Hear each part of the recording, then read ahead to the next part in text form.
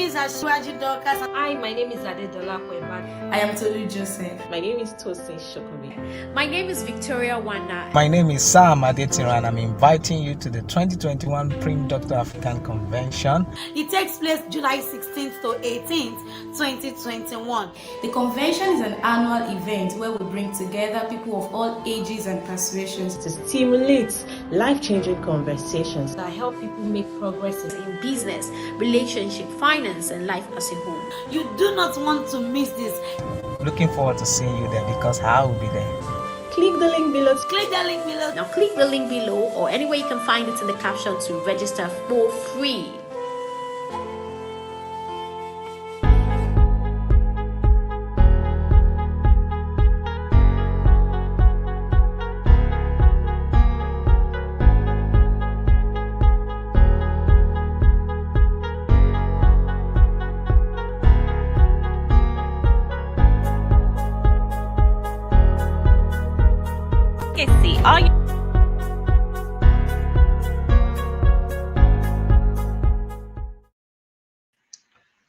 Hello, good evening, everyone, and welcome to this amazing evening. My name is Ayodele Badon, and I am the founder of Print Dr.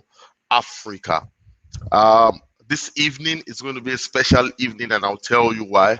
Because we're having a special session in the house this evening. I want you to just give me 1 more minute and I will reveal to you why tonight is a special night. But wherever you're coming from, wherever you are, if you know people that are supposed to be in this session, get them all over here now because it's going to be a fantastic evening. Good evening.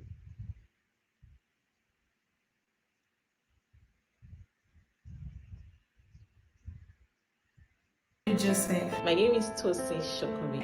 My name is Victoria Wanda. My name is Sam Adetiro, and I'm inviting you to the 2021 Prim Dr. African Convention.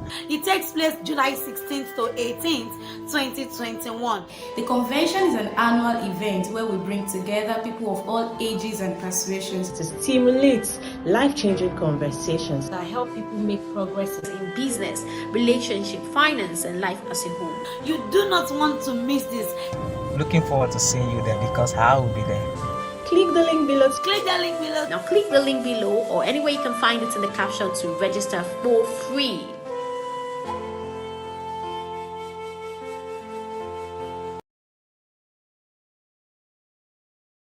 Let us help you raise multilingual kids. Enroll them for our language classes in Yoruba, French, Igbo, German, Spanish, and many more. Contact Language on 0806 718 3284. Language, redefining your language learning experience.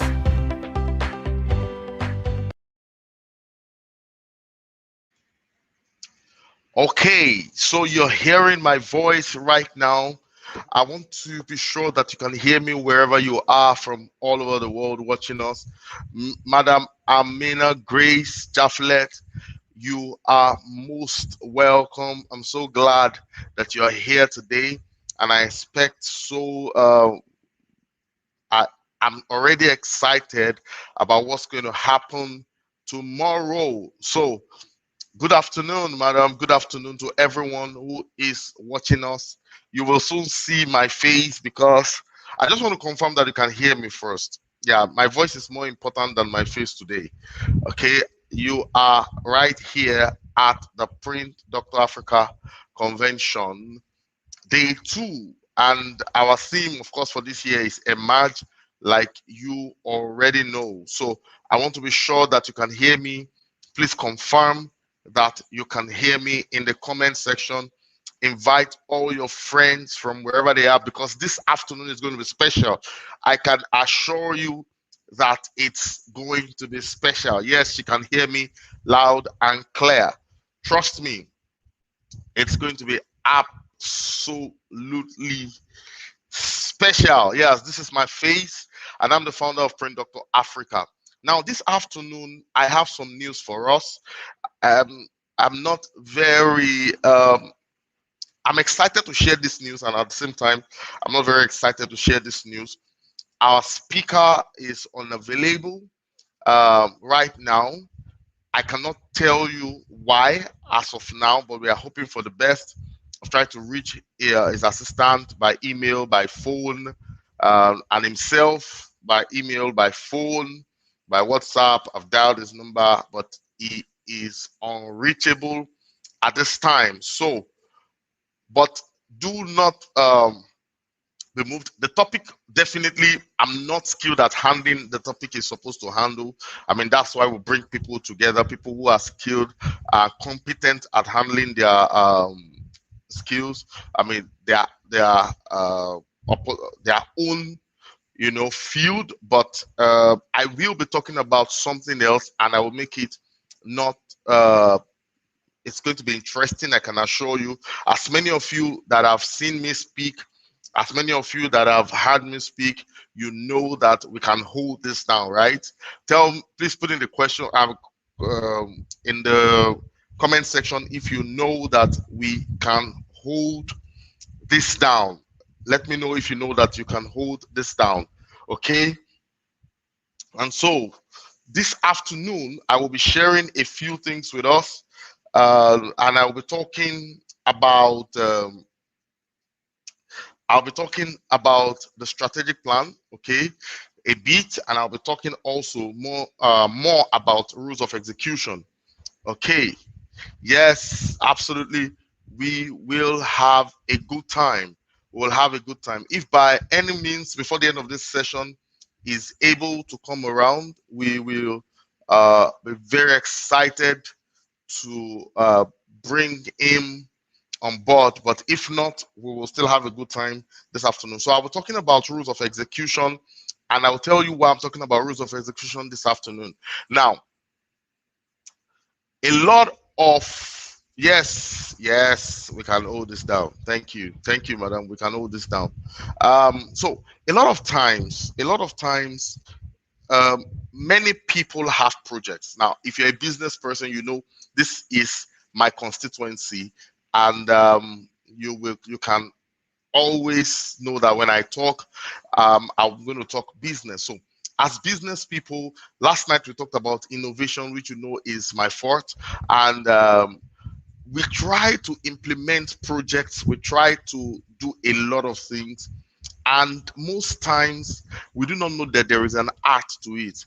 Last night she talked about, Anurika Azubike talked about innovation having to do a lot with testing, that if you're not testing, then you cannot be innovative. Now, this afternoon, I'm going to be a bit more elaborate on what she talked about. You know, I'm going to be a little bit more elaborate about what she talked about yesterday, you know, on testing. So the rules of execution basically is what she summarized as testing. Is what she summarized as testing. Because how can you be sure that at least what you are about to execute will succeed? All right, before you commit too much resources, before you make so much noise about it, there is a methodology to knowing if it will succeed. So that's why I call it rules of execution. The rules of execution. Exactly. Thank you very much, ma'am. You know, how will you know? How will you know if it will succeed?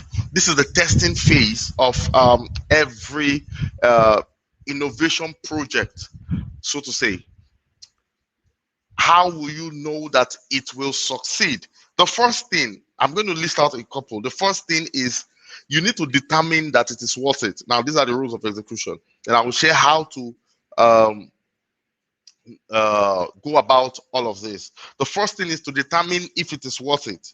The second one is to determine if there is a real need for the solution you're offering. Okay? You need to determine if there is a real need for the solution you're offering. The third is to define the skill sets required to execute it. Talent. Yesterday during my session, I talked about talent. Okay. I talked about talent sourcing, and all that during my session. Whether you like it or not, anything that will do well cannot be executed by one person. So you need to define the skill sets required, and then you need to decide how you will get it done. So power question number one is it worth it? And for that, there are 3 questions, okay? Now, is it worth it? Looks like a simple yes or no question, okay? But then it's a bit deeper than that. The question is, the 3 questions that I think you need to check, because when you say, is it worth it? You're really looking at it from your point of view, not just at this phase. It's not from the customer's point of view. You have an idea that you want to execute. You have something you're thinking about, and you're not even sure if it is worth it. You're not even sure if it should be done, okay? So it's very important that you start first from the business case. I think that's the word, that's the phrase, the business case. So the business case for you will be that, first, as a businessman, this is how I would think about it. How much do I need to make per month? Okay, because I'm trying to look at business case now. For you to even decide if it is worth it. You know, it's not everything that makes sense financially, all right? It may be exciting. You must always look at the return to your business. Return either as profit or as it may be profit. It may also be, it may not be tangible in terms of cash, but it may be goodwill, and goodwill will always be translated to cash, okay, or to business. Let me say that. Goodwill that is well harvested will always be translated to business, okay? So can this idea, can this new innovation project, can this new thought, will it be able to achieve this figure that I'm looking at? Okay, will it be able to achieve this figure that I'm looking at? And then you look at it as, can it be achievable? Okay, can it be achievable? For every business, there are 2 needs. For every business, there are 2 needs. The first one is the first need is the need of the customers, and the second one is the need of the business and the business participants. So that business owner, staff, and the rest. Okay, for every business there are 2 needs: the business of the the needs of the customer and the needs of the business owner. If the business owner's needs are not met, it is not a business. Let's lock that down. If the needs of the business owner are not met, that's a volunteer work. That's not a business. And I'm not skilled at talking about volunteering. I'm skilled at talking about business. Okay, so today what I'm talking about is business. Okay, so now you cannot start a business without thinking about what can this business achieve for me. Whether we like it or not, there is, you have to consider what this thing can do for your clients. But before you know that it is worth it or not, you need to know, what can this thing do for you? What can it do for your staff? What can it do for your investors? Will this thing make sense for my investors? Will this thing make sense for my staff? Will I be able to, because of this, increase pay? Will I be able to sustain the business? Will my family be all right? Will I also feel good? It is very important, because whether we like it or not, most times we don't like to talk about ourselves, yeah? But the first phase is this business worth it? If this business worth it, okay? Okay, so now if you have been able to establish that this business is worth it, like no, we're still in, is this business worth it? Now, if you have been able to establish that this business will bring in the revenue that will make sense for you, for your investors, for your employees, and everybody around you, and all stakeholders in the business, then you begin to ask yourself, the next thing you ask yourself is, now, is it achievable? Does this thing look like what we can do at this time?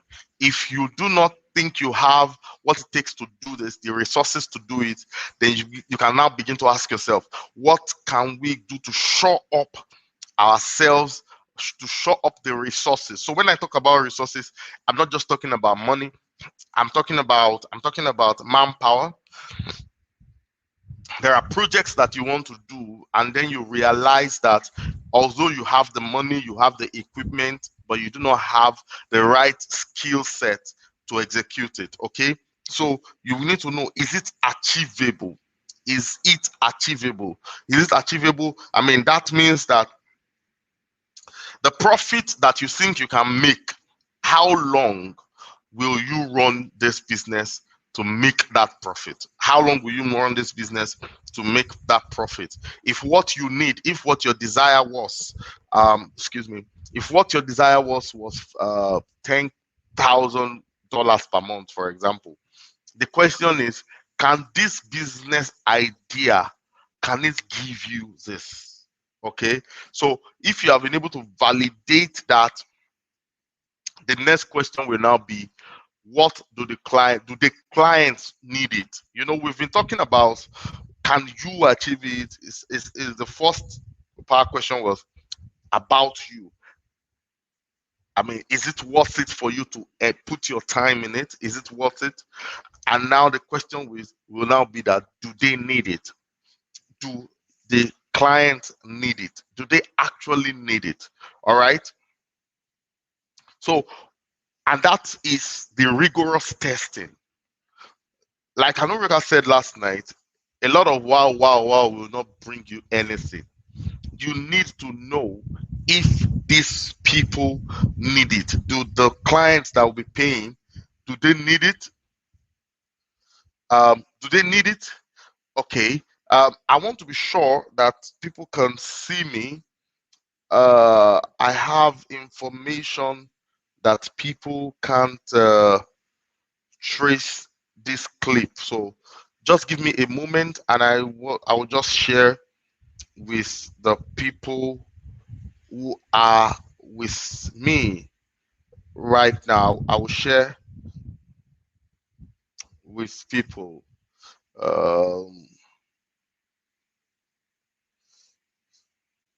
Okay, so I'm talking about rules of execution, and it's very important that when you're looking at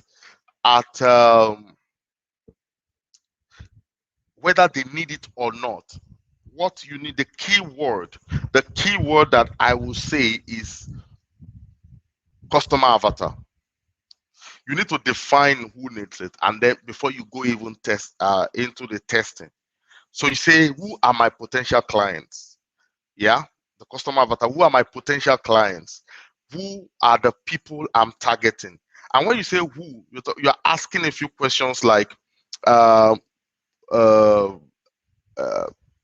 do I use this word now? Gender is very important, because if I'm selling ladies' shoes, I would most likely sell it to ladies. If I'm selling men's shoes, I'll still likely sell to both men and women. Now, this is it. There are men like me that I don't even pay a lot of attention. I'm very happy that I'm married, because when it is time to change my shoes, my wife still has to be in the conversation. But when it is time to change her shoes, I do not know how. I might know about the finance, but I actually don't know about where they buy it, where they sell it, what is the right choice, what is the right choice to make. Should it be high heel? Should it be wedge? Should it be all of that? I have no clue. All right. The only thing I know is about the money. So if I want to, and I think there are so many men like this, and I think there are so many men like this. So if I'm selling women, female shoes, I should be looking at females, okay? But that is a bit generic. There are certain shoes that you can't sell to certain women of certain ages. So you begin to break it down.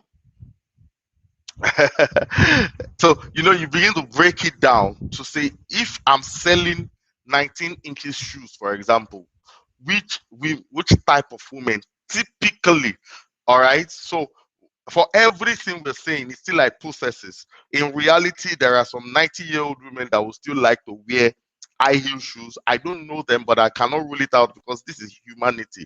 Human beings cannot be 100% predicted. You will be shocked to find a 100-year-old woman who wears shoes. If you watch Nas Daily on Facebook, you will see that there are strange things happening being done by human beings like you. So you cannot rule anything out that, sorry, a 100-year-old woman cannot wear a 6 inches shoe or whatever it is. However, is she your typical customer? She's if you find one who wears it, she's just an outlier. You cannot start your businesses for your business or a business for outliers. Okay, you start your business or you draw your customer avatar for your typical clients. So for 6 inch, 8, 9 inch shoes, high heel shoes, you're looking at from the top of my head now, you're looking at 16 to 35-year-old ladies. Okay, if you're talking about wedge shoes, from the top of my head, we're saying I'm sure 16-year-old ladies will not like wedge shoes. I mean, typically, not 100%. So you're looking at maybe 35. I mean, okay, 25 to 40 to 45. Okay, so it's very important. Somebody says here that know your customer and know peace. Exactly. Know your customer and know peace. Okay, so it's very important that you know who your client is. So you can define by age, you can define by gender, you can define by race, you can define that. I mean, if you're going to be selling Gary in the United States, this is not racism.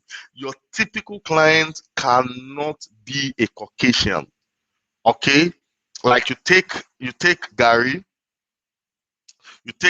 and take it to Caucasian, like Caucasian neighborhood somewhere in Washington DC, and you're selling Gary there. You are writing letter to business failure. Okay, all right. So the second one is, where are they? I think I just hinted into it. So who your customer is, we've talked about that, and then where are they? So I talked about taking your Gary to a white neighborhood in Washington DC. Trust me, you will have no sales. Okay, so on the top of my head, if I want to define where you should be selling your Gary, I think you should be talking about Texas. There is a huge Nigerian community in Texas. Most of the people, I mean, a lot of the people that I know are living in Texas, so there's a huge Nigerian community in Texas. The question is, maybe that's where you should be selling your Gary Jebu if you live in the United States. Okay, and if you are here, you need to know where to sell what. Okay, so where is also very important. Now, this one is a hack that I think you should pay attention to. The third question would be, are they buying similar services already? Pay attention, because this can help you not to waste your time and your money.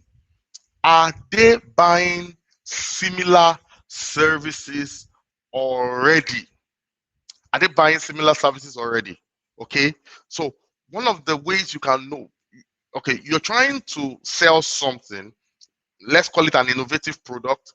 It's not in existence in the market already. Let's just say that, but it's similar. What you're trying to do is like America called it, better, faster, and better, faster. I've forgotten the third word now, but it's going to be better, it's going to be faster, and it's going to be more rewarding. However, there is an existing industry. The likelihood that what you are doing has never been done before is very low. So there's an existing industry. Like for Print Doctor Africa, there is an existing publishing industry. Publishing has been before my father was born, and my father was born in the 1930s. Okay, so there has been publishing even before that time. We hear that printing and publishing is the oldest profession. Okay, so there has been publishing that time. Now the question will now be, how do I break in?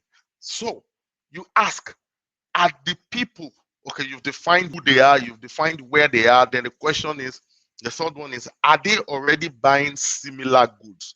What is their disposition to these goods previously? What is their disposition to these goods previously? That's the question you should be asking. What is their disposition to these goods previously? So you say, are they buying it? Are they saying no? Have they been receptive to it? Have they been receptive to it? Or it's been bad, like they never loved it in that area? You know the people who need it are here. You know the kind of people are here. But the challenge is that they've not been buying this kind of product. The question you should begin to ask yourself is, why? Why? Is it because they don't want it outrightly? Or is it that there is something about this that they do not want? That could even give you a hint into the improvement. So will they get it? Would they want it if only this problem was not there? The question will now, it now behooves you to implement an improvement on what has been done. Okay, if not that they are if it is that they are rejecting the whole solution entirely, then you can say this is not the business for you. But if it's not that they are rejecting it, if it is, there are two things that should give you a green light. Number one, it's like if they are open to it, people have been buying this particular, or they are patronizing this particular industry in humongous fashion, then you can say that is a good one. If they have not been buying, if they have not been patronizing, even though they want to, but there is a challenge with it, okay, then you can bring. Let me talk about banking industry. Many people want to register. They've registered their companies, whether it's a business name or limited liability company. They've registered. Many young people fall into this category, for example.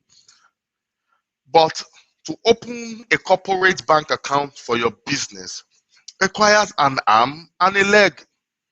Okay, requires an arm and a leg. If you have been this, if for any reason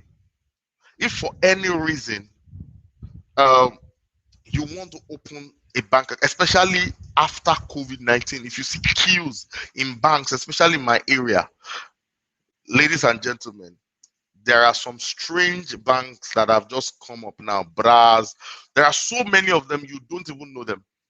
I was doing a deal with a business with my lawyer recently, and she sent me the bank account to make the payment to, and I have never seen that bank before. I said maybe it's false. Let me try. I was making a transfer from Zenith Bank, and by the time I put in our account number, I brought down, the banks are there.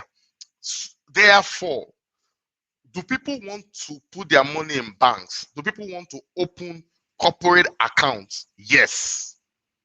Why are they not opening it at the moment? Because the regular banks are troublesome. So up till today, a lot of people have business names registered, limited liability registered, but they are still collecting payments using their personal accounts. Innovation is saying that now open online banks. I did a referral for somebody, a friend of mine, and to sign a referral form, it took me only maybe 1 minute or 45 seconds. They sent me a link. I clicked here and there, back. 45 seconds, referee is finished. If you know what it takes to sign referee form using those forms that they print from Access Bank, Zenith Bank, GTB, and all of that, you'll be signing. One man will lead me at the door of my house one day like this, an acquaintance, and gave me the form, and I have to be filling form. I mean, with the fintech now, I can do referee for you without thinking twice, because it took only 45 seconds out of my time. I can give you, even if you are my enemy, I give you 45 seconds and sign that for you. All right. So that's aptly captures that this question that says, are people already buying similar goods? Are people, let me now put it to this banking industry, are people already buying similar goods? Are people banking already? Do people want to bank? Yes. Why are they not banking? The cumbersomeness of banking. So young people, I know someone who told me his man is over 50 years old now. He has never stood in front of an automated teller machine. Okay. And I don't blame him. He has a lot of money, but he's afraid that people will steal it. So he has nothing to do with internet banking. But not your 18-year-old that just registered a business, not your 21-year-old. They're not afraid that anybody will steal their money. I mean, you're the one afraid. They think, they believe that with proper security measures, they can steal. So you know what the kind of customers, where they are, and if they're already buying similar goods. Now, the fourth question would now be, if they are already buying similar goods, will they switch to us? Will they switch to us? That is where your A game now comes in. What are you sharing? And I'm going to say this based on what was shared last night. I will say that, are you better? Are you faster? Are you cheaper? Are you easier to use? Is your product easier to use? Easier to access? Is it faster to use? Is it better functionality? Whatever it is you said, you advertised, do they meet it right there? Do they meet it right there? Do they meet it right there? Okay. Do they meet it right there? That is the question. Do they meet it? You know. So the third question will now be, can I do it? Can I do it? And that's where we start talking about. So I'm talking about 3 or 4 power questions today. I think 3 power questions. So I talked about whether it is worth it, whether they want it, and then the third one is, can I do it? And that's where we start talking about skill sets. That's where we start talking about skill sets. Now, first, you need to discover your personality, not just you now, the personality of your team. Is this what you guys can handle? Do you have the talent in-house? Do you need to hire? Do you need to partner? Because if you ask me, if you have come to the point that you are convinced that they need it, if you have come to the point that you are convinced that they need it, then it is absolutely important that you get it done. So at this point, I can see our guest is in the house. He just came in at the back end, and so for just a few minutes, few seconds, I'm going to welcome our guest. You know, I was just standing in for him but I believe that somebody has picked something. Is that correct or not? I believe somebody has picked something. Is that correct or not? So I have our guest in the house this evening, and is none other than Olushola Amuson. Please give me a moment and I will be right back. My name is Ashiwaji Dorcas. Hi, my name is Adedola Kweba. I am Tolu Joseph. My name is Tosin Shokuri. My name is Victoria Wanda. My name is Sam Adetira, and I'm inviting you to the 2021 Prim Doctor African Convention. It takes place July 16th to 18th, 2021. The convention is an annual event where we bring together people of all ages and persuasions To stimulate life-changing conversations. I help people make progress in business, relationship, finance, and life as a whole. You do not want to miss this. Looking forward to seeing you there because I will be there. Click the link below. Click the link below. Now click the link below or anywhere you can find it in the caption to register for free.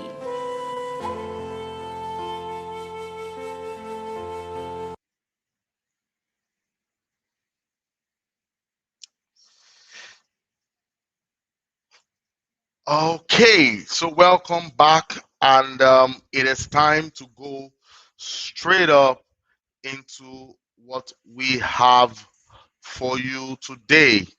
Okay, it's time to go straight up into what we have for you today. My name is Ayodeji Badon, and I have been filling the gap for our guest, because I really think that a lot of us need this a lot. So right now, I will be I'll be sharing the profile of our guest. Is none other than Olushola Amusan. This evening, he will be speaking about how to explore overseas opportunities for creatives and skilled professionals. I will take his profile very shortly, and I want you to please pay attention. This is a man, I met him last year, January, at Indaba. Indaba was organized by, or is usually organized by, none other than Pastor Kunle Shoriyo, and I met him for the first time right there, and I've been hoping that it will be on my platform at some point or the other. And so he's coming to us all the way from the United States of America. So, and I feel that some time difference and all of that caused this delay. But I'm glad I've been able to share one or two things with you. Shola Amusan is a Nigerian-born artificial intelligence evangelist based in Dallas, Texas, an Unleash alumnus, Hive global leader, the author of A to Z of AI Consulting 2020, published 2020, is a global shaper of the World Economic Forum, and a member of the World Economic Forum's Global Shaper Group on Artificial Intelligence. Shola was the president of the 8th and 9th session of African Youth and Governance Conference. He is passionate about social entrepreneurship as a key to unlocking Africa's immense potential. In December 2017, he started building a high-impact artificial intelligence program that has trained more than 3,000 junior artificial intelligence analysts and engineers on machine learning models using the Python and R. Okay. Amusan's program got the attention of Facebook, Microsoft, World Bank, and Amazon Web Services. Shola is very passionate about AI, and is now the CEO of CovenWorks Incorporated, covenworks.com, which has been backed by Google, C5 Capitals, Washington, D.C., and Amazon Web Services. Shola is strongly concerned about subjects such as unemployment and its economic impact, technology literacy, eradicating poverty, and inspiring leadership through the effective deployment and use of big data, mobility, social media, artificial intelligence, and cloud technologies. In 2014, at the age of 24, he was appointed as the head of corporate citizenship at Microsoft Nigeria. Shola was responsible for driving all non-profit initiatives, social investments, and impact-oriented engagements for the subsidiary within the larger Middle East and Africa group. He is a thought leader, regular conference speaker, trainer, and local development professional, widely acclaimed as one of Africa's youngest growth consultants. Shola has completed projects, speeches, and trainings for Sam Houston University, State University, Covenant University, Microsoft, Amazon Web Services, World Bank, Sterling Bank of Nigeria, Shell Petroleum Development Company, First Bank of Nigeria, Youth Bridge Foundation, Ghana, Zambia, and Johannesburg. Wow. Schwarzkopf Foundation, Germany, GIZ, Ashoka, as well as Entrepreneur Organization, to mention a few. Aside being a certified Azure and AWS cloud engineer, he completed non-profit strategy course at Philanthropy University at UC Berkeley, Philanthropy University at UC Berkeley, a UC Berkeley program, the Blockchain Essential Specialization at IBM, and is the principal brain at Coven AI and Curators University. He lives in Dallas, Texas, with his wife Tolu and two beautiful, curious girls. Please welcome with me a man of caliber, a strong man, a man I've been looking forward to bringing on my platform, none other than Olushola Amusan. Hello, sir. Good morning to you over there. Good morning. Good morning. It's exciting to be here. Thank you for the opportunity to be here today. And I apologize to everyone who was waiting online for me to come on. Thank you so much for this privilege. I do not take it for granted at all. So thanks for inviting me, and thanks for taking time out to read through that profile. And thanks for those who are listening, who endured through, or who sort of tarried through to listen to that long. I mean, your profile is rich. Your profile is intimidating, I can say. And I'm so glad to have you here on the at the Print Dr. Africa convention. You're so welcome. My pleasure. My pleasure. Thanks to COVID that has made all of us to realize that we can still serve our purposes without flying halfway around the world. And we're still able to achieve this. I'm sure many people who are watching today, perhaps even if they wanted to attend the physical conference, might have other things to do. But that has enabled them to have no excuse whatsoever to be able to watch and still be able to learn. So I think we're in such interesting times post-COVID, being able to reposition ourselves and position ourselves for global opportunities, whether it's for learning or for delivery. We're still able to do that. So I'm here in Dallas, Texas today, and I'm sharing with people all over the world, not just in Lagos, Nigeria. So it's amazing to be able to do that. And thanks once again for having me, and thanks for filling in just before I came. Yes, thank you. Thank you. So you have the floor, sir. Thank you. Yes, I dropped a question in the chat. I don't know whether it was answered yet. Okay, got it. It was answered. Awesome. So thanks, everybody. Once again, it's an opportunity to be here. Today, we're looking at accessing overseas careers for creatives and creative people and people in the media, space. So, and if you're here today, whether you're in the creative space or not, you will still be able to learn a thing or two. I intend to speak from my heart. Sorry, it's about 9 a.m. here on a Saturday, so my face is still a little like I am supposed to be resting for much more longer. That's how my weekends are. So please take me that way, and I'll speak from my heart today, just to be able to share with all of you what is on my mind. Let's start from like that profile. I mean, I saw somebody also say, and I appreciate it. It's like commendation to say that the profile is intimidating. I would like to say that essentially what you see there is just like a summary of the visible part of my life's work up until now. So let's say 11 years ago or 12 years ago, when I just started setting out in college, and I started, responding to the circumstances and the challenges around me, and being curious to ask questions about what exactly is going on around my world. What challenges can I fix? Which ones can I apply my skills to? What oppositions can I apply myself to? What adversity can I solve? What help and succor and comfort can I bring to other people? And in responding to all of these things, what people call your purpose is how I have found myself doing these things for Fortune 500 companies, huge international nonprofits, governments of states and nations. So everybody can achieve that and maybe even do more. And I am very, very optimistic about what life still holds for like the next decade of my own life, as I continue to respond to the challenges that life throws at me, and as I begin to respond to ways that I can bring comfort and peace and tranquility to others. So just 9 months ago, when President Buhari gave the speech, very depressing speech after NSAS, as part of me responding to what challenges or what is bringing pain to others and wanted to bring comfort, I started this series of webinars that has now served more than 18,000 people to teach people how to be able to migrate to other countries. So that suddenly will be added to my profile in a few months as something amazing that this person has done, and it led us to eventually start a company called Vesti that is now valued at about $5 million only 3 months after launching.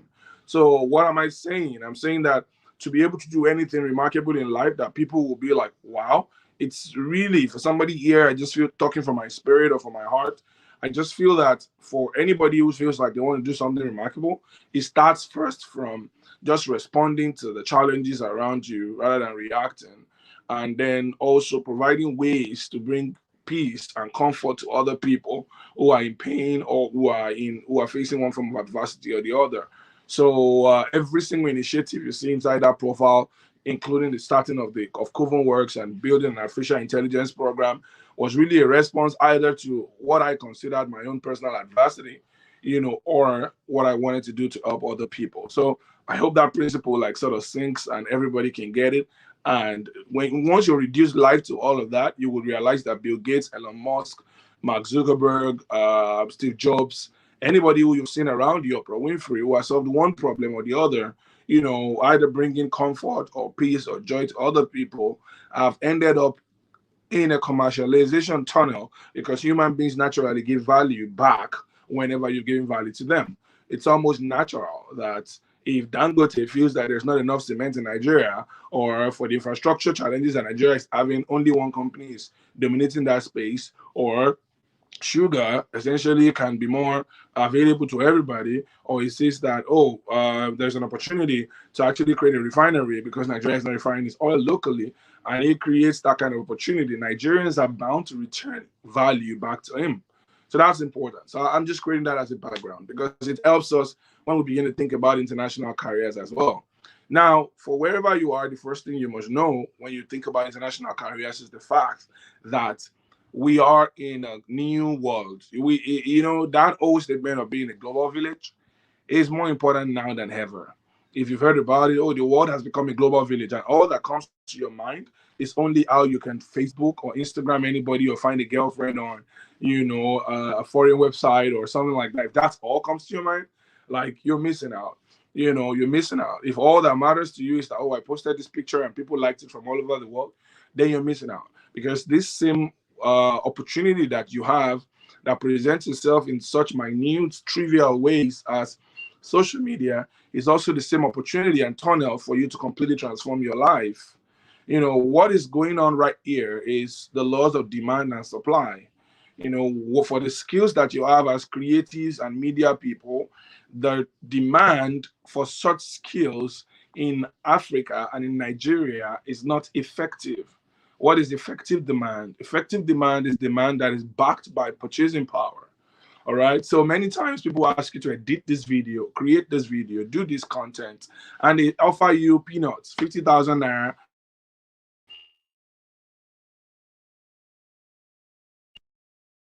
And then they offer you peanuts to do that. And then they offer you peanuts to do that. Someone offers you 50,000 naira, which is $100 for you to do editing of, let's say, 50 minutes of content or 5 minutes videos. And that's all he has to offer. Now, it's not because he doesn't think you're valuable. He just feels that, hey, this is what I can afford. So essentially, you are all living and working in a place where the value is not premium. Premium value is not placed on the skills that you have. So when you understand the concepts of demand and supply, one of the things you want to do, like every other corporate organization that has succeeded, like Microsoft, like Google and all of that, is that you take your products to the places where they will be valued. So, and if we're talking about a career, then you are the product as an individual. What does that mean? It means that you need to turn on your LinkedIn premium. You need to come on LinkedIn in more practical terms. You need to come on LinkedIn and actively network with people outside the countries other than where you live. So you need to network people in South Africa, network people in Dubai, network people in the United Kingdom, network people in the United States. And as you do that, you're building a wider network. How do you do that? Someone makes a comment. First of all, you need to connect with them on LinkedIn. All right, you need to connect with them and show your value, create a great headshot, nice profile that somebody would want to accept. All right. And then when the person comments or writes a post, you comment under it, you share value, you send them an e-message, you build that relationship with them, asking for nothing in return. All right. And with time, you can begin to show what other value you can provide. I have this skill set. Can I provide this value? Can I help you make this video? Can I make you make this tool? Can I help you build this solution? Can I help you design this website? And then you start offering, can I help you build this mobile application? Because it's all about creativity. Can I help you manage this product? You know, you start offering all of those things. And that's just LinkedIn. Now replace LinkedIn with other platforms, with GitHub, replace it with Beyonce profile, replace it with Instagram, replace it with any platform that are using, Meetup, Upwork, Elance, all of those platforms that basically are your windows to the world. So begin to think differently in terms of where you live. You can be living in Yanoba or be living in Agege, but your network is so rich across the world. So I was studying in Futa, but I had friends in several countries. Relationships in several countries. I was volunteering for international communities right when I was like 22. I was country director for an organization called Young Professionals in Local Development based out of Romania.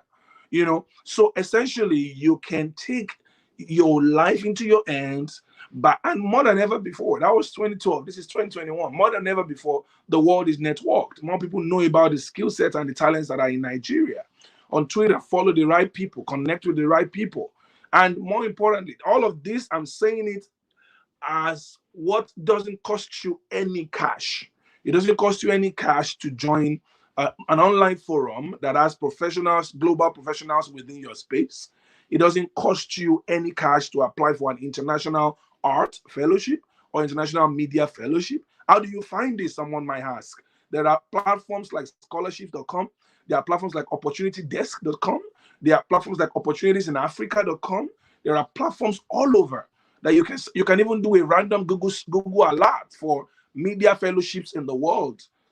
You know, and as you apply to these things, this is like the baseline. I'm not even talking about, hey, buy a ticket and attend an international conference or pay for a course at Harvard or at Yale or at Stanford to be able to level up, because these are things that are also very important. You know, but at a level, you might not be able to do those things if you haven't maybe amassed some commercial value or capital or have some wealth transferred to you. But if you're the natural average Nigerian young person, like I was in the year 2012, you want to begin to network, you know, sideways and upwards. Let people who want to network below, let them be the ones to run after you. All right. Have you seen such scenarios where you're trying to run after maybe Mrs. Follow Alakija at an event, as maybe she's also trying to talk to Aliko at the same event? Or you see an event where you're trying to, you know, run after Feladro Toye, and then Feladro Toye is trying to speak to Pastor Kojo, imagine, right? So all that happens because people network sideways and upwards. They're looking for opportunities.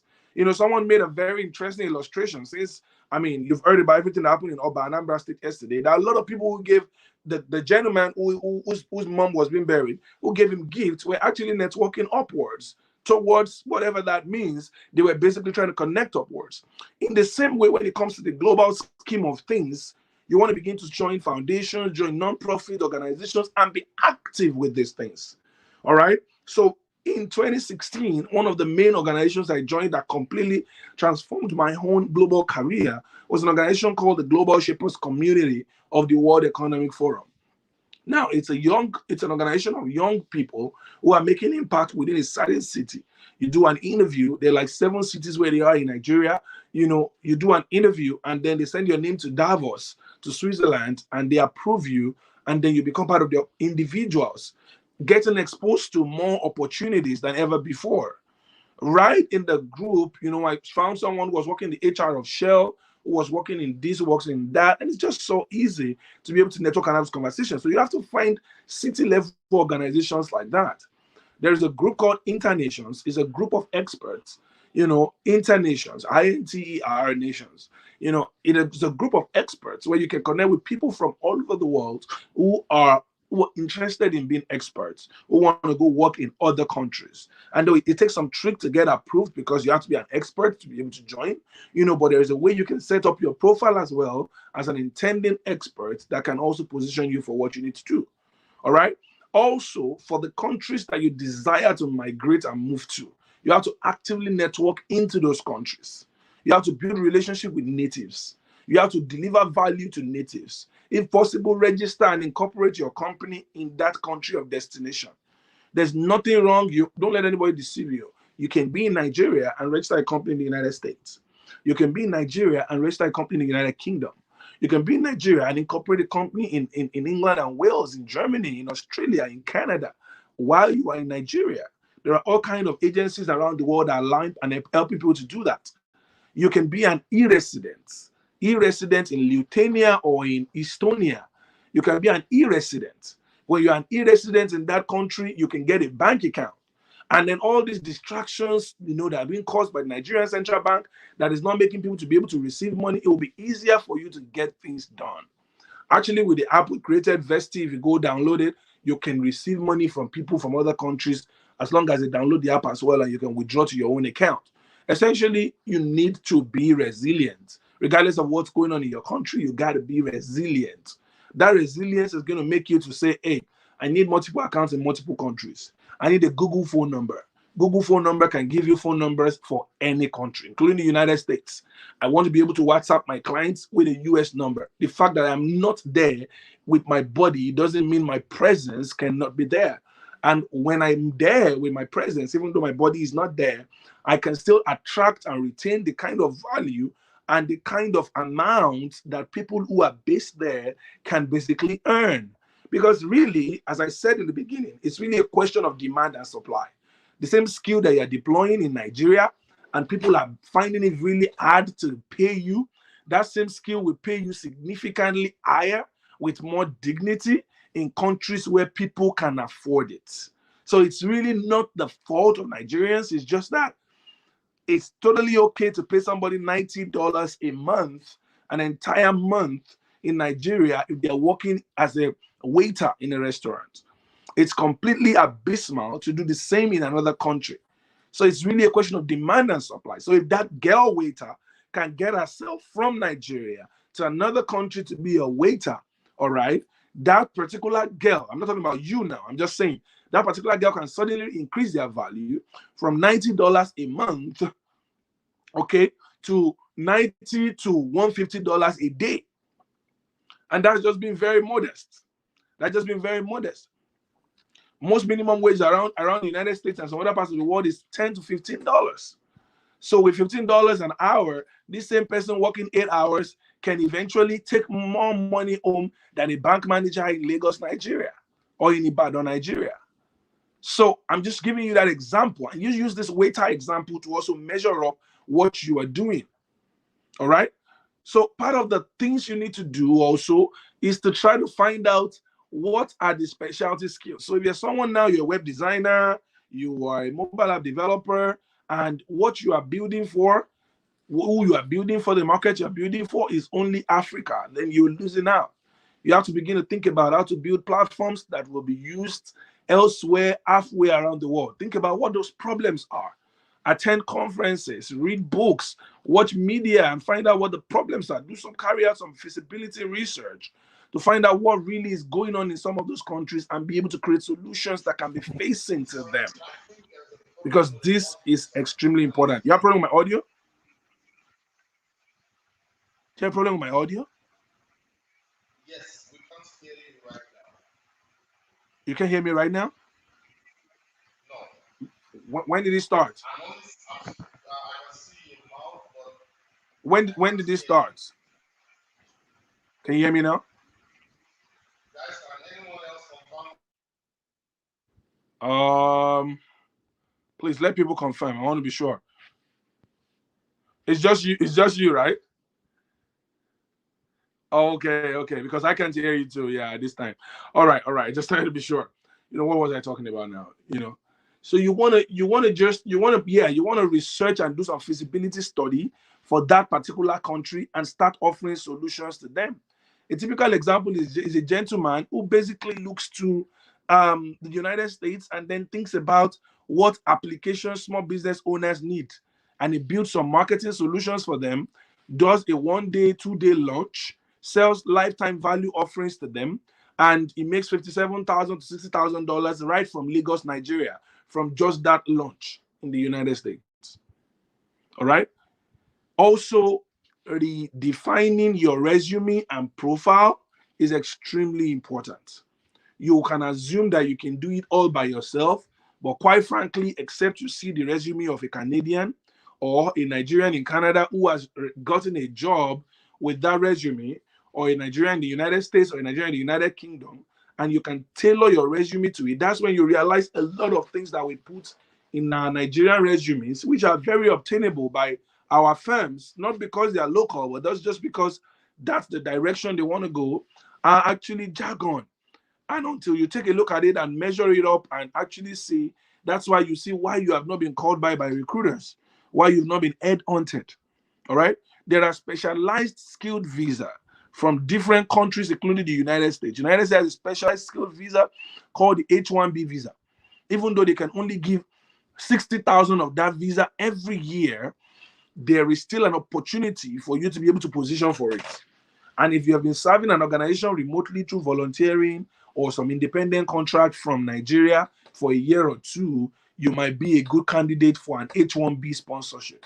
They submit your details and you would visit the embassy and pick up your skilled worker visa. Also in Germany and Netherlands, opportunities are there every single day for people who are in this creative space. Whether you are a UI UX designer, you are a graphic designer, you are a mobile app developer. And I want to speak to those who are graphic designers on this call today. Don't be a graphic designer for 10 years, at least not on the African continent. If you are in the United States or in Europe or in Canada or in the UK, you can create a graphic agency. Basically, you can create an agency that can be doing, $5,000 per client.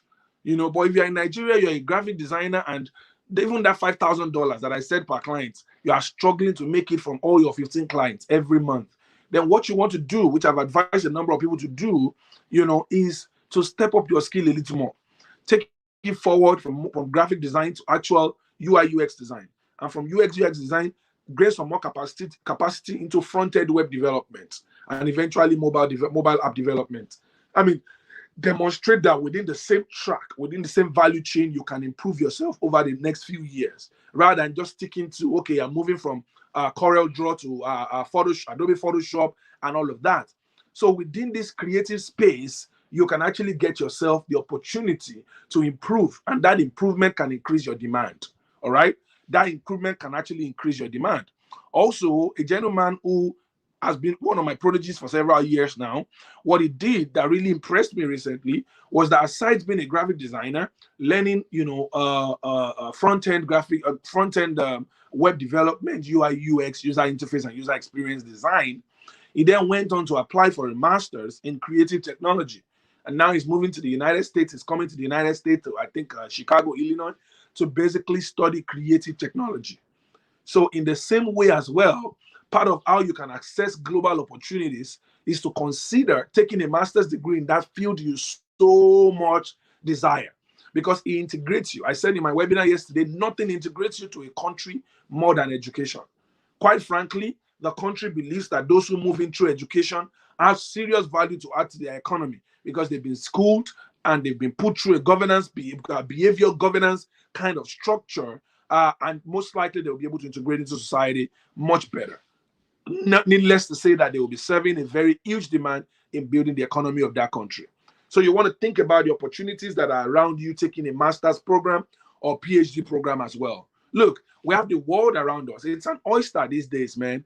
It's an oyster. Plan a vacation, visit Dubai, plan a vacation, go to South Africa, visit the art district. Let me be the one to challenge you that once you get your COVID vaccination and you get tested, go on to another country. Spend some 2 months in Sydney, Australia. Travel halfway around the world. See how cultures behave and connect with people when you get there.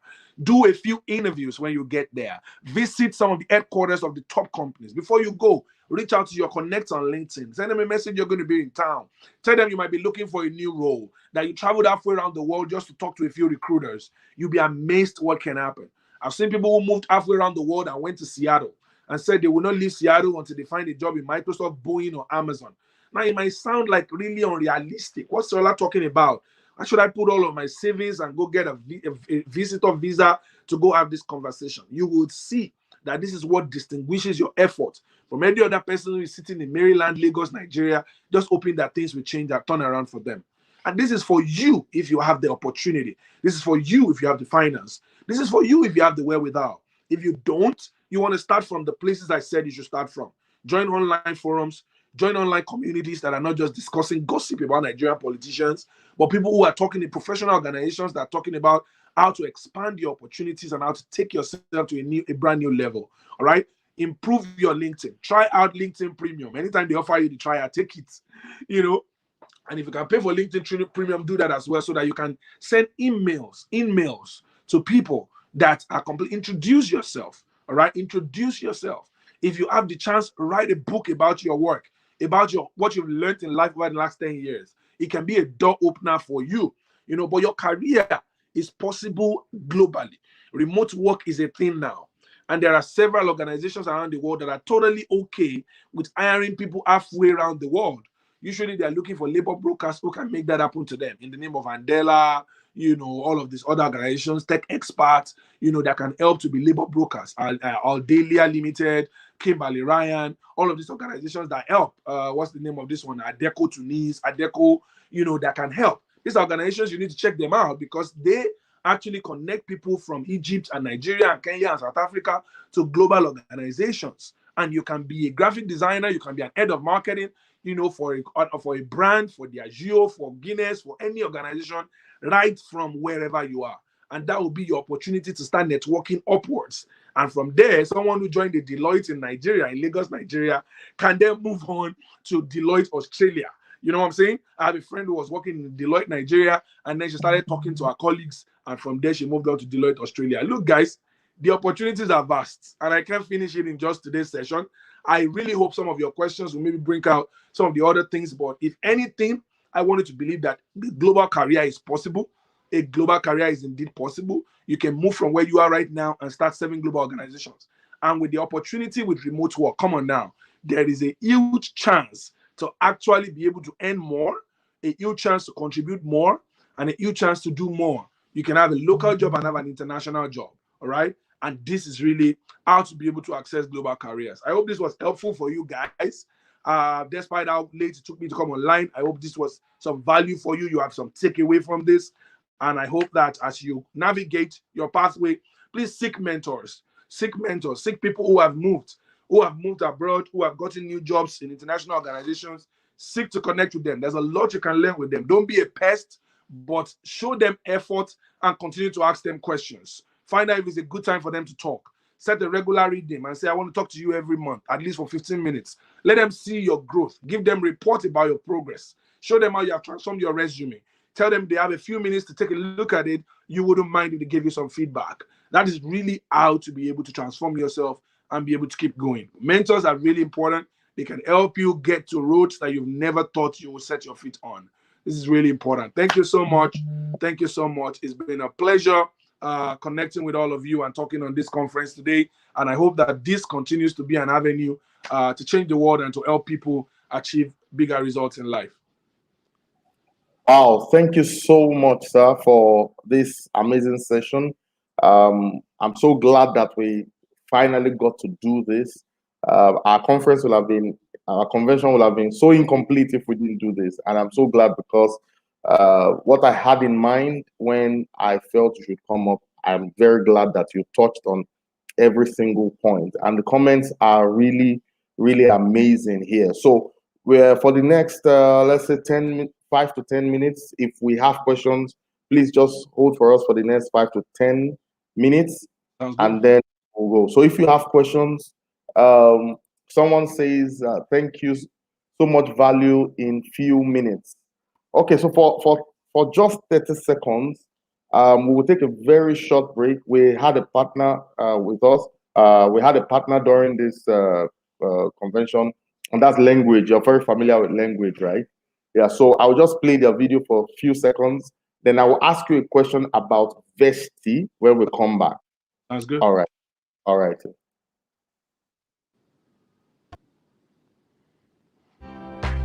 What legacy are you leaving your children? Let us help you raise multilingual kids. Enroll them for our language classes in Yoruba, French, Igbo, German, Spanish, and many more. Contact Language on 0806 718 3284. Language, redefining your language learning experience. Okay, we are right back here. So please, my question is, can you tell us about Vesti and how our people can take advantage of this? Yeah, thank you. Vesti intends to be the world's leading migrant tech platform. A one-stop shop for you to be able to find both the information and the finance that is needed for you to be able to migrate. So 3.5 years ago, when my brother and I were thinking about moving to the United States, we had no clue as to what kind of pathways exist. We had to research, ask mentors, ask friends, and pass through some of the rigors of actually being able to settle in another man's land. So what we developed Vesti is to be able to give people the bridge to global opportunities, to be able to move to new countries and find pathways to the countries they truly desire. On Vesti, as of today, you can find more than 15 to 30 different special visa types that people don't know about that are available to move to countries like the United States, United Kingdom, Australia, Poland, United Arab Emirates, Ireland, Germany, France, and so on and so forth. And we've created an opportunity for you to also make very difficult international payments that are associated with your migration. So if there are people on this call now who have been working on Canada Express entry, you know that part of the key things to do is to pay for WES. If you're somebody here who has been, that's your credential evaluation. If you're somebody here who is trying to apply for a US admission, one of the key things you would have to do is to pay for your service fee. And for your service fee, you will literally have to know someone abroad to be able to pay for it. But with Vesti, you don't have to do that anymore. You can just pay in Naira, and then Vesti helps you to do all the global settlements that are needed for WES, for service fee, UK visa, UK student visa, US visa, and all of those different payments. Instead of getting yourself into the hands of fraudsters, you can basically learn, and then you can get access to payments. One of the interesting things that people do on Vesti that we're really happy about is that people make relocation savings. So if you have been planning to relocate, you know that relocation costs money. You can actually make your relocation savings, create a savings profile within the Vesti app, and you can save your money. And we've partnered with global organizations and top banking organizations to be able to make sure that your money is safe, and also to be able to make sure that your services are delivered to you right in time. Vesti has an in-app wallet where you can receive payments from other countries and also from Nigeria. So if a Vesti user, if somebody wants to pay you, all they need to do is to create a Vesti account within a few minutes, deposit money, and send the money to you. And then you can get the money in your local currency or in the USD that you want to get it. Please, disclaimer, we're not a money changing service. So if you are looking for a money changing service, that's not what we are. But you can basically use the wallet to make payments for these specialized merchants who are international organizations that you have to make payments to. Let me give you an example. Many people got ITAs, invitation to apply, to come to Canada recently, and they asked their friends in Canada to pay for them. And many of those friends used cards that were fraudulent, and their ITA was totally cancelled. So you can avert this kind of things by using an app that is trusted, that gives you not just to learn, but to also be able to make payment solutions. You can find it in the App Store and also in the Android Play Store. It's called... Okay, so I'm correct. So what I'm displaying right now is correct? That's very correct. So you can go so if you find this, that's the... Create a free account, and you will be glad you did. Okay, thank you so much, sir. So we have one question, and can we get the names of some of the groups he talked about? I think it was coming on very fast, and yeah, I don't know if you plan to provide a recording of this session, but that can help. Yes, it's absolutely available. But so if you go to the live stream again, like you can list out I would try, but there's no chance that I will remember every single thing that I said. Everything, yes. Yeah, but So please, I have a Yetunde Taiwo, take note. Is about to call some names. I have a program called the Accessing Global Communities Program, where I list about 100 communities that you can join. You know, particularly because even if I mention some communities now, it might not be aligned with your own kind of objectives or your age group. Okay. But some of the organizations I said that I joined include the Global Shapers Community of the World Economic Forum. There's about 7 hubs in Nigeria at this time, I think 8 now. So the Global Shapers Community of the World Economic Forum. Internations is the one I said is for experts. Internations is the one I said is for experts. INTERNATIONS. I also joined some online forums that were very helpful, like the UN Global Alliance on ICT Development. I doubt if it still existent now. But part of the organizations I'm part of now are the IEEE. IEEE is very important. It's the Institute of Electrical and Electronics Engineer. That's what it used to be. But now anybody in telecommunications, in technology, in media can join, as long as you consider yourself as somebody who is doing science and engineering. You can basically, that's IEEE. I'm also part of a program called the Acacia Circle. It's a US group for people who are doing change making in their society, the Acacia Circle. I volunteer for several organizations, including the Global Community Engagement and Resilience Fund, GSERF. You know, so sometimes you just, I mean, what I used to think is that it's all of these organizations that my mentors are part of that I'm going to be part of as well. That it's the one that I search out by myself that is aligned with my goals that I'm going to be part of. There's Crans Montana Fellowship. There's YALI, Younger Africans Leaders Initiative. You know, there's Mandela Washington Fellowship. There are tons of opportunities like that if you check them. There's the Carrington Youth Fellowship International of the US government.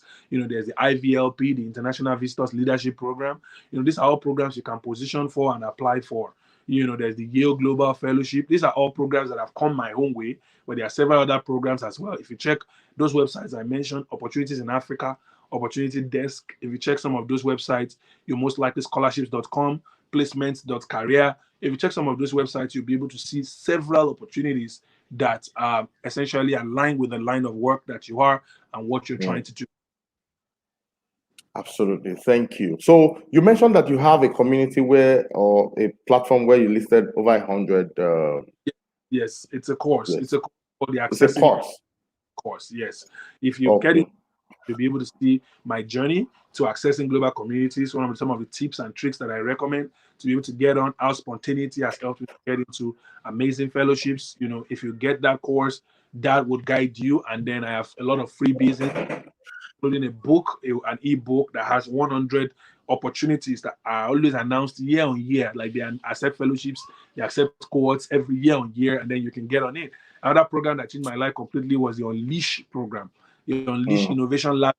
I was invited to, I applied, you know, and about 30 or so of us Nigerians were invited out of 1,000 people that were flown to Denmark all around the world who were doing the work around SDGs.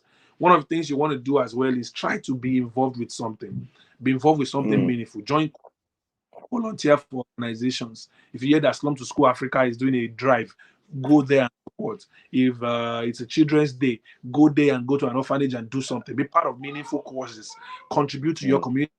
You will take all of the doings from that are the things you're going to report and write when you are applying to be part of this important organizations that are recognizing young people who are contributing. And whether you're a young people person or not, there are platforms for you. Don't say, oh, I'm above 40. There are professional organizations for you. There are organizations for you to be able to contribute, to be able to support. And this is how you increase your network around the world. You'll be surprised that there are organizations in the United States, in Canada, in Europe, in Australia that are looking for representatives in Nigeria who can just volunteer 10 hours every week. And that's how that's the window. And once they are coming together to do the global conference of all their country representatives, they fly you over to Belgium, to Ireland, fly you over to the Netherlands. You need to consciously look for those kind of organizations. You take something from your area of influence and give it to their own area of interest, and they would naturally be compelled to release something from their area of influence to your own area of interest. I was only 22 when the Diamond lead for Ashoka flew all the way from Indonesia to speak to me, you know, in Lagos, Nigeria, in Festac. I traveled all the way from Akure to go and have a conversation with him, you know, about what my life is. But this is because we've been exchanging emails, communication, and so on and so on and so forth. You know, so some programs get on it with your I mean, I remember those days I used to travel by bus to Ghana. I would stop by in Togo. I would stop by in Benin Republic, attend one workshop or the other right there. You know, this is really how to live your life when you're under 30. You are taking new opportunities, meeting new friends, connecting with people. You know, go volunteer at Nikkei Art Gallery. Go volunteer, meet people.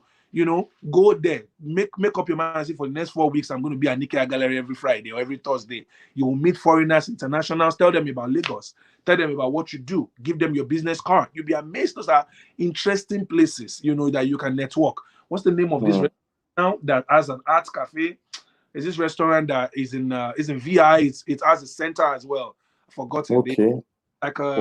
It's like an exhibition center as well. Forgotten, but they use it a lot for events. Go there. Wow. Which I remember the name now, but it's really popular. I don't know why it escaped me. Really popular. They now have like a theater. They have it's not Muson Center, but it's another a restaurant. Go to those places. Those are places. Is it Terra Culture? Terra Culture. Thank you. Terra Culture. Okay. Go to Terra Culture. These are places where the people you're trying to connect with, you'll meet an Australian there. Dress very well. Offer them your book. Give them your business card. Ask them what they've come to do. Tell them about Nigeria. Show them around. Volunteer to show them around. I'll tell you something about showing people around. Recently, I was part of an organization which you should go and check out. TEDx Adventure Catalyst. TEDx Adventure Catalyst. Okay, TED is another organization, another community building organization that you should be a part of, because it's a global organization that is serious about their mission. So if you see anybody organizing a TED event or a TEDx event around you, go volunteer and be part of it. If possible, apply for your own license for your own community, become a TEDx organizer. As a creative, that's a very, very, very nice place to actually align with. You understand? TEDx license. Let me tell you about this. I was part of a group called TEDx Adventure Catalyst. And in that group, they wrote us a massive email and said, somebody said she's coming to Nigeria and she needs somebody to show her around. Megan, I think. She needs somebody to show her around. And a few of us were like, okay, I don't have time, Joe. But a friend of ours decided to show her around, took her to the beach. Turns out that at the time she was the head of engineering or something for Google, you know, but that's not the interesting part. 6 weeks later, she was announced as the CTO of the White House. 6 weeks later. And this, my friend, opportunity to show her around the beach in Lagos, showed her everything, took her around for lunch and all of that. And that's how they have a relationship. She was CTO of the White House during Obama's administration. So you never tell who you are talking to, who you are meeting, who you are giving support to. And that's really how you expand your network. Wow. Thank you so much. The comment section is buzzing right now.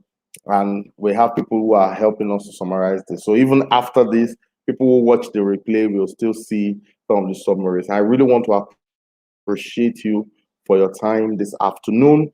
And I hope that people will take advantage of Vesti. Immediately after this is done, I'm going to download the app as well. I just wish you could share with our people how they can get onto this course, if you will. Yes. If you're interested in getting on the course, it's at learning.amuson.ai. I can type it out: learning.amuson.ai/AGC course. learning.amuson.ai/AGC course. I'm running a special right now, so if you want to check it out, that special or promo, as we call it, is going to be out like within the next 24 hours. So you want to try to get on it right away. Okay. Not for everybody. Is this correct? If you are interested in it, I'm also trying to type it in the comment section. That should lead them there. But also, in case I get it wrong, I will definitely send it to you as well, and you can email it to them. But you want it? Yes, I think that's correct. learning.amuson.ai/AGC course. If you can put it on one of your browsers on another tab and see whether it takes you there. But if you get on that course, you will be able to see it step by step. Yes, it is there. It's there, right? My book is there. Yeah. A book there. Branded or Stranded. My AGC community book is also there. That's how I went global. You would see like the nitty-gritties of my story, and you'll be able to understand how exactly to be able to do all of these things. And I'm not stopping. I'm still looking for fellowships. I'm still looking for events. I'm still looking for training programs. I'm still connecting with people day in, day out, actively, just to be able to expand my network. Because that really, it's not just a motivational rhetoric, to say that your network is your net worth. No, it's not. It's not just the rhetoric. It's actually the truth of life. So, you know, so take advantage of this. Definitely, you should do that as well. And if you're having difficulty paying with your card, you can actually pay on Vesti. Just create an account on Vesti, load the wallet there, and then you can send, you know, the value, the amount. Just write an email to us so that we can know you're trying to do it. We also do that as well. So, my friends, it's time. Yeah, so you can see I'm sharing it. It's there right now. I'm sharing it on the screen. Everyone who is interested, you can quickly get it. The countdown is already on, 23 hours, I can see. So get in right now so you don't miss this flash sale. I want to appreciate you so much for coming this evening. I think it's still morning at your end. From everyone here at Print Doctor Africa, we want to appreciate you. Thank you so much. And we have something I will discuss with you at the back end on this. Thank you so much. We appreciate you, sir. Pleasure. Thanks, everybody. You guys have a wonderful global life. I thank you for inviting me. Bye-bye. Bye-bye.